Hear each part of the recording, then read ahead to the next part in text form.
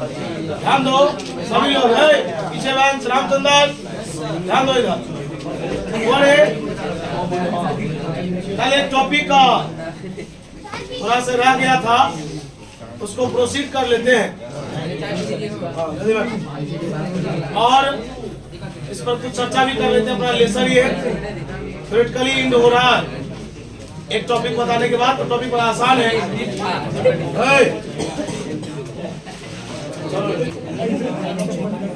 पीछे बात सुनो, चलो हम लोग आवाज करेगा तू ही नहीं समझेगा, आवाज नहीं।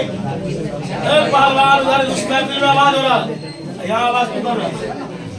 फॉर्मूला था KP by R square plus और ये फॉर्मूला हम लोग प्रूफ किए थे कल लॉन्ग डाइपोल के लिए। सब कहिएगा, अभी हम लोग शॉर्ट डाइपोल के लिए चल रहे हैं। कुछ नया नया बात सीखेंगे यहाँ पर। कल मैंने एक डेरिवेशन पढ़ाया था, electric field intensity perpendicular bisector of dipole की वजह से कितना होगा। एक फॉर्मूला डिराइव हुआ था, E बराबर KP by R square plus L square का पावर 3/2। और मैंने बोला था वो सभी फॉर्मूला, वो सभी एक्सप्रेशन जिसमें डाइपोल का लंबाई दिख जाए, डाइपोल लेंथ दिख जाए, वो लॉन्ग डाइपोल का फॉर्मूला होता है। क्या कोई दिक्कत? आइए यहाँ पर लिखेंगे और शॉर्ट डाइपोल। आप साथ रहिएगा, एक एक चीज हम आपको बता रहे हैं, एक भी चीज छूटना नहीं चाहिए। शॉर्ट डाइपोल के लिए बोलिए L का मान बोलो क्या होगा, लिखेंगे सो E बराबर कुछ छुटा हुआ लग रहा है जी सर, KPR था क्या? जी सर, यही है। चलिए चलिए सही है, सही है, कोई दिक्कत नहीं। आर स्क्वायर एल का मान बोलिए, 0 का स्क्वायर का पावर 3/2। घर फरा के नहीं पढ़ना भाई। KP बाई आर स्क्वायर में 0 जोड़ेंगे तो आर स्क्वायर का पावर 3/2। देखिए जिनको नहीं आता यहाँ सीखेंगे। पता पावर का पावर से गुना होता है तो 2 से 2 छू होता है, 2 से 2 तो बताइए 2 से 2 कट जाएगा तो मेरे पास एक फॉर्मूला बचेगा, E बराबर KP बाई। बता ये फॉर्मूला है और परपेंडिकुलर, हाँ समझ रहे हैं जनाब, और perpendicular bisector of dipole, bisector of dipole. और एक बात सुन, और मैंने 2 फॉर्मूला 2 दिन में डिराइव किया। एक फॉर्मूला एक्सिस के लिए, एक फॉर्मूला परपेंडिकुलर के लिए। एक्सिस के लिए फॉर्मूला था 2KP बाई आर क्यू, लेकिन परपेंडिकुलर के लिए है KP बाई। एक में 2 गुना है, एक में 2 गुना नहीं है। सुनना थोड़ा इधर, बुआरे नोट स्टार्ट करते हैं, पब्लिक का वोट मिलना चाहिए इस पर। लिखेंगे सिंस, चूंकि इलेक्ट्रिक फील्ड बता एक्सिस पर हम लोग पढ़े थे 2KP by 2KP by R cube. बता इक्वेशन नंबर क्या मान दिए, लेकिन तू बता परपेंडिकुलर के वजह से कितना पढ़े KP बाई। बता इक्वेशन क्या मान दिए, तेरे सामने मेरा प्रूफ हुआ है, अभी ये प्रूफ हुआ ना KP बाई आर क्यू। ये किसके लिए? परपेंडिकुलर के लिए। ये किसके लिए था? पढ़ाए थे ना। विवाद नहीं करना है, ध्यान दो। लेकिन here equation first divided by equation. आप कहिएगा कि आज बिना समझाए हुए लिखा रहा है, इसमें समझने वाला कोई मैटर नहीं है। आइए डिवाइड करेंगे LHS के साथ। E हो गया एक्सिस और E हो गया परपेंडिकुलर। LHS से और RHS डिवाइड कर दिए, ये दोनों पूरा उड़ गया। बता ये ऑब्जेक्टिव में आ सकता है महफिल में, और ये कहेगा एक्सिस और परपेंडिकुलर। एक्सिस और परपेंडिकुलर में इलेक्ट्रिक फील्ड का जो अनुपात होगा वो 2:1 होगा, 2:1 होगा। छाप चाहिए सब खाना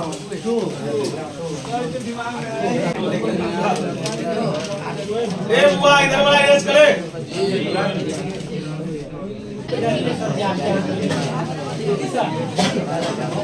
चलिए बोले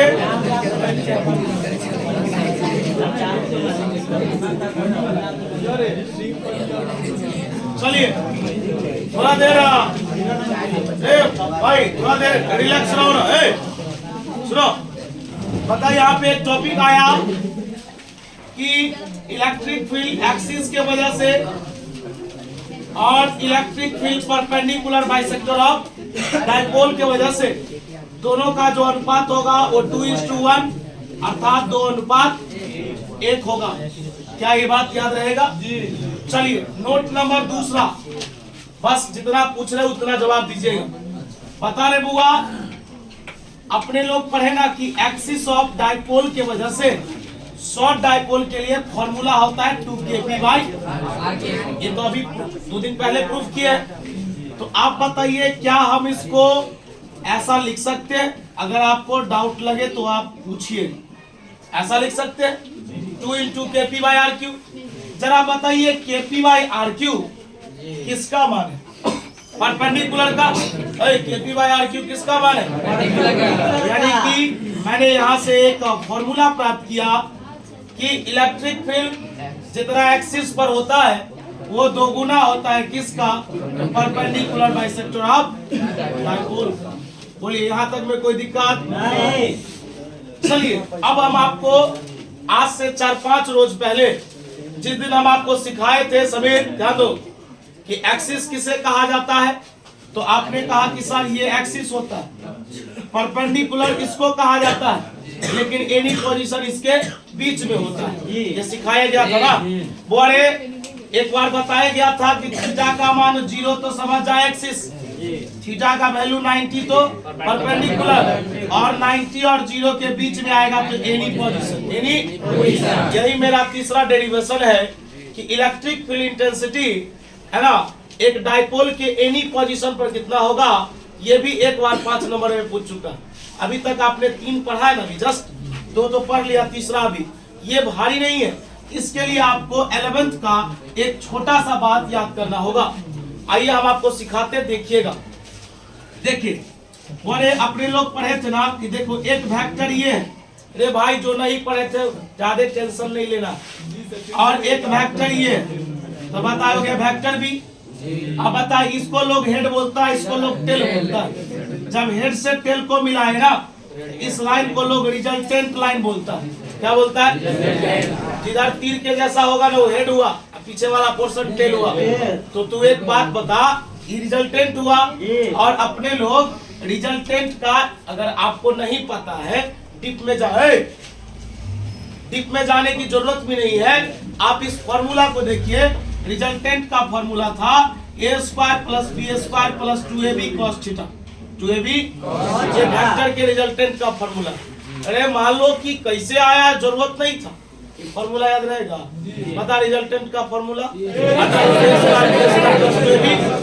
यहाँ पर न ए बी वेक्टर है, लेकिन यहाँ पर ए बी नहीं आएगा, यहाँ पर E1 और E2 है। यहाँ पर E1 और E2। बता एक डाइपोल में कितने चार्ज? तो बता 2 गो चार्ज, तो फील्ड भी कितने? एक पॉजिटिव की वजह से एक। बात समझ में आया? वो वाले एक काम करो, जो नहीं लिखे हो लिख लो, ये पूरा मिटाएंगे। डेरिवेशन होता है, डेरिवेशन आसान है। बस इस डेरिवेशन में ना डायग्राम बस पेज करना भाई। इसे मिटा दे,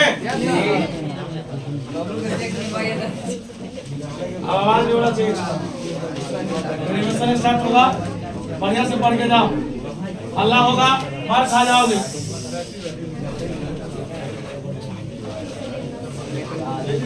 इसे जल्दी लिखो, इसे जल्दी छाप। हो गया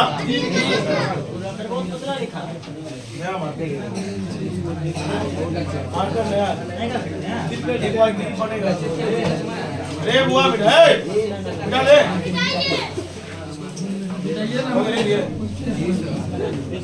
लिखो। लेट हो रहा है, नहीं हो पाएगा, लेट हो जाएगा। पानी बरसेगा, पानी बरसेगा तो लॉस हो जाएगा।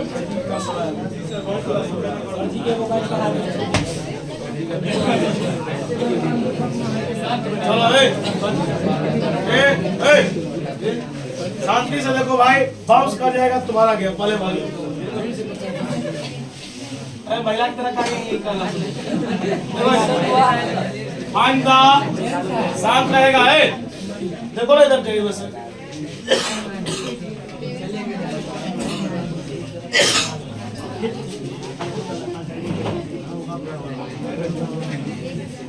देखिए, find the electric field intensity due to the any position of electric dipole.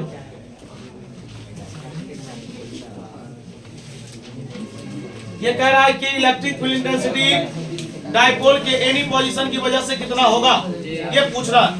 आप थोड़ा देर साथ रहिएगा ना तो डायग्राम भी समझा देंगे, एक एक मैटर को समझा देंगे। बोले ना इसका डायग्राम ही इंपॉर्टेंट है, बाकी कैलकुलेशन याद रखिएगा। एनी पोजीशन दो चीज से बनता है, एक एक्सिस से, एक परपेंडिकुलर से, बीच में एनी पोजीशन होता है। ये जो बनता है दोनों के कॉम्बिनेशन से। ये भी पढ़ ही लिए, ये पढ़ लिए तो ये आसान है ना हुआ। मेन चीज सीख रहा है इसका डायग्राम। हल्ला नहीं कीजिएगा, देखिए सर की झूमर के लिया क्या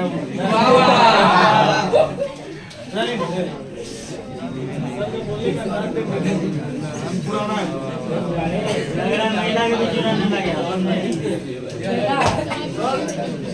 भाई दौड़ा रहेगा।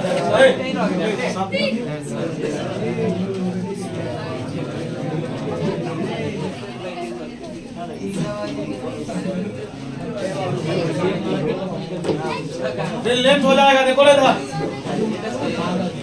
एक बात बताओ, अरे बुआ उड़ना नहीं चाहिए भाई, 5 मिनट दे दो डायग्राम के लिए। बताओ इस लाइन को, अरे इस लाइन को प्रोसीड कर देंगे तो ये एक्सिस हो जाएगा, अप लेके चले जाएंगे परपेंडिकुलर हो जाएगा, तो हम इसको ऐसे लेके चलते हैं 30 से। बता बुआ ने माना कि ये हो सकता है 30 डिग्री होगा, या 45 होगा, या 60 होगा ना, तो ये 0 डिग्री है ना, ये 90 है, नहीं ना है 0 90 है।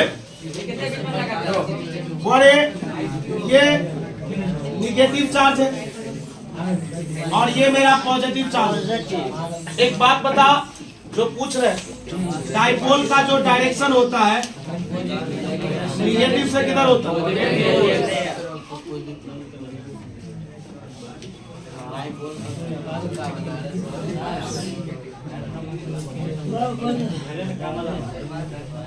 इसको बोलते हैं सेंटर ऑफ। माना कि हमको इस पॉइंट पर इलेक्ट्रिक फील्ड निकालना है, फिर आवाज करेगा तो कैसे सीखेगा? बता, ये P है, सही से देखना, ये इधर जा रहा है, ये इधर जा रहा है, ये थीटा बनाया।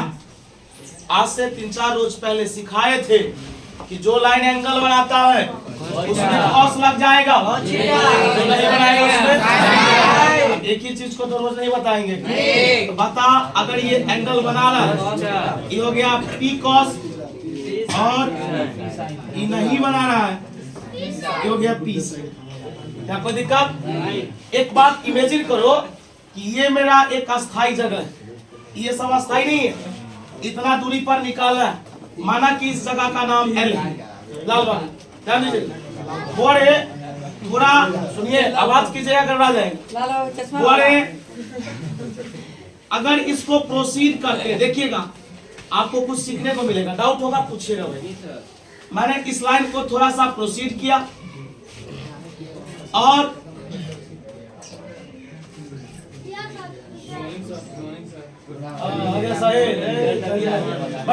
चाय लेके आता भाई, रोज आए इसे की जो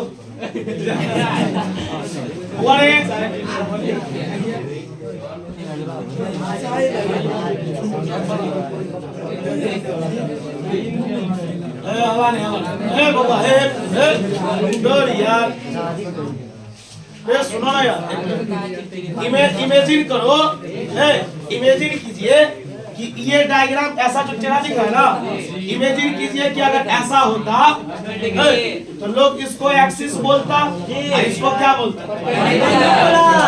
तो तू बता, तो मैं भी इसको लिखा एक्सिस और इसको लिखा पता इसके बीच में कितना डिग्री का एंगल। और बुआ रे एक बात इमेजिन करना कि बुआ रे इसके बीच में एक रिजल्टेंट फील्ड नहीं समझ में आएगा, दोबारा ड्रॉ करें, बाउंस करवे करेगा। अल्लाह इतना करता है जो क्या अल्लाह सोचिए इधर से उधर ले जा रहा है, उधर से उधर वही बात होगा। आवाज बोल रहा है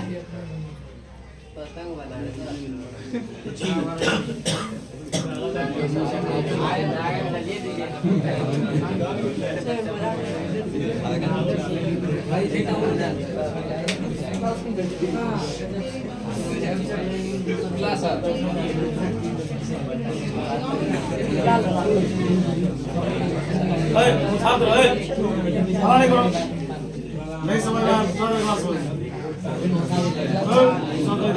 बोलो यार, कुछ नहीं ध्यान दो है, नहीं समझ में आएगा, आवाज करोगे क्या समझ में आएगा। लिखेंगे फिर से समझा रहे भाई, ध्यान दो। जब सामने वाला बंदा कोई चीज बोलता है ना, उसको गहनता से लेते रहो हमेशा। जब तुम्हें पहले ही बता दिया गया कि भाई इसका डायग्राम बहुत इंपॉर्टेंट है, कैलकुलेशन कुछ नहीं करोगे तो दूल्हा हो गए, दोनों को ऐड कर देंगे, हो गया, मिल गया। एक्सिस परपेंडिकुलर का फॉर्मूला आता है, दोनों को जोड़ देंगे। मैटर यहाँ पे ये करता है ना, डायग्राम क्या है। पहले एक बार बता, यहाँ पर पी कॉस पी साइन तुमको दिखाई दे रहा है, कैसे वाला छोड़ो उसको, पी कॉस पी साइन है, बता पी कॉस किधर जा रहा है, सही से बोलना, ऊपर यानी किसके तरफ, आप पी साइन किधर जा रहा है, नीचे। अगर चाहते तो इसको उधर भी भेज सकते हैं, अर्थात पी साइन किसके तरफ जा रहा है, परपेंडिकुलर की तरफ। बता पी कॉस जा रहा है एक्सिस की तरफ और पी साइन किधर जा रहा है, परपेंडिकुलर की तरफ। Let us consider an electric dipole, an electric आप अभी नहीं बनाएंगे, कुछ रुकिए ना। 12 in which we have to find out, हमें ज्ञात करना the electric field intensity at point, बोलिए किस पॉइंट पर, L due to any position of dipole, any position of बस दो लाइन ध्यान दो।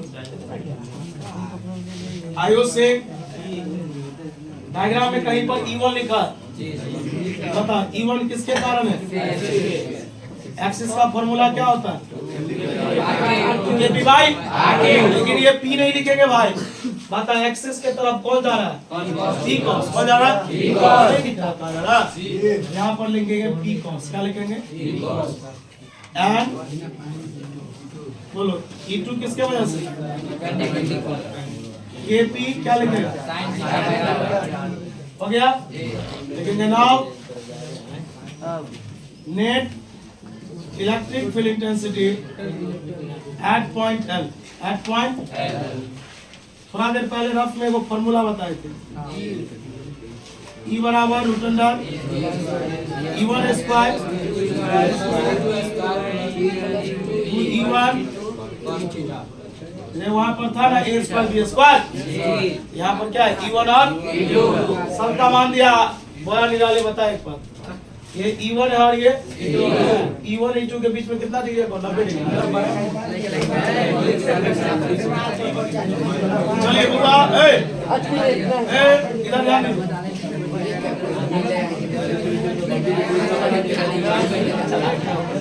बुआ 1 से 2 मिनट लगेगा, देखो ना इधर, बोलो E बराबर, बोलो हल्ला नहीं करेगा, E1 स्क्वायर है ना समीर, E1 का मान बोलो, E1 का मान KP cos theta by RQ का, फिर E2 है, E2 का मान है KP cos थीटा, हुआ है। यहाँ पर एक बात करना है ना, देखिए मान नहीं पुट करेंगे हम, इसलिए क्योंकि हम जानते हैं 0 होगा, E1 गुने E2 गुने cos थीटा है ना, बोलिए E1 और E2 के बीच में 90 डिग्री का कोण था, कितना? देखिए cos 90 का मान 0 होता है, क्या होता है? ये पूरा क्या हो गया? इसलिए मान इसका नहीं लिखे, बात समझे? जब गुना करने पर 0 हो जाएगा तो मान क्यों लिखेंगे? ध्यान दीजिएगा, हाँ अगर स्पेस है तो लिख लीजिए। बोलिए 2 का square 4, K square P square cos square.